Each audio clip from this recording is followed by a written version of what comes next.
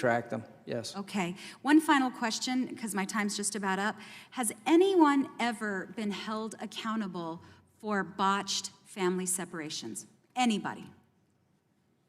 To my knowledge, no. But I don't know of a botched you. family separation. Thank you, Chairman. I yield back. Gentlelady yields back. The gentleman from California. But before the gentleman from California goes, I must stress my astonishment. You don't know of a single botched family separation? The press has reported hundreds of kids who cannot be identified. Those are botched. Gentleman from California.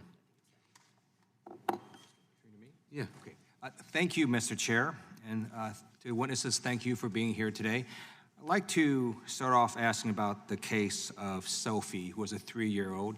She crossed the border last year with her grandmother. They went to a legal point of entry in Texas, and this was after the president had purportedly already ended the family separation policy. Her grandmother carried guardianship documents. This is according to a PBS article. Her grandmother also had Sophie's birth certificate and her asylum request. Nevertheless, she was separated.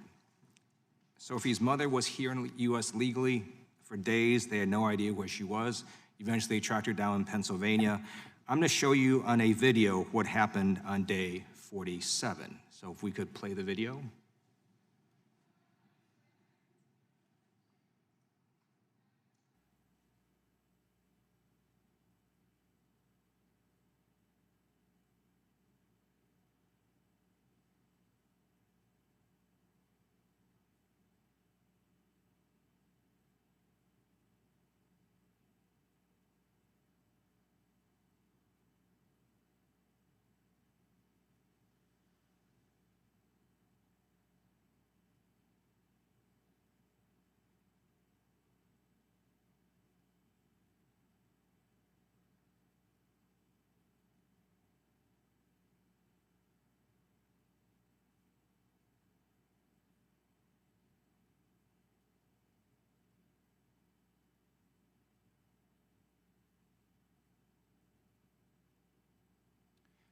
Chief Hastings, Sophie is not a criminal or national security threat to the United States as a 3-year-old, correct?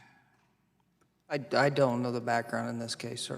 Do you know any 3-year-olds that are criminal or national security threats to the United States? No, I don't. Okay. Sophie's grandmother was not a national security or criminal threat to the United States, correct? I don't know, again, I don't know the background of what her grandmother or relatives were. So we're going to ask your agency questions. If you'd agree, could you provide us information about this specific case? We'll certainly provide information if you, I don't have the details in this case. All right, thank you.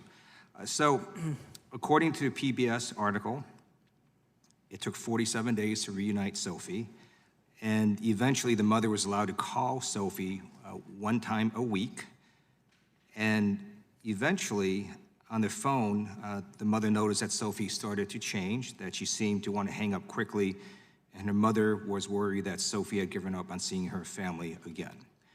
So I want to show you now a second video about what happens with family separations. If we play that video as well.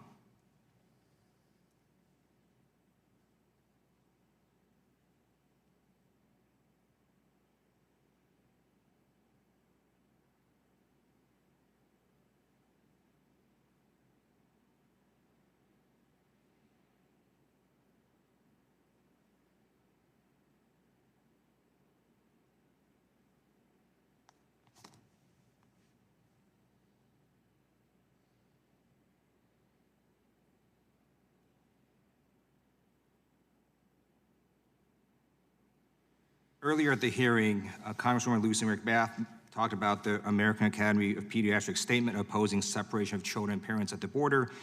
She asked Chief Hastings about it. He was not familiar with it nor the research. So I'm going to ask Commander White about this statement.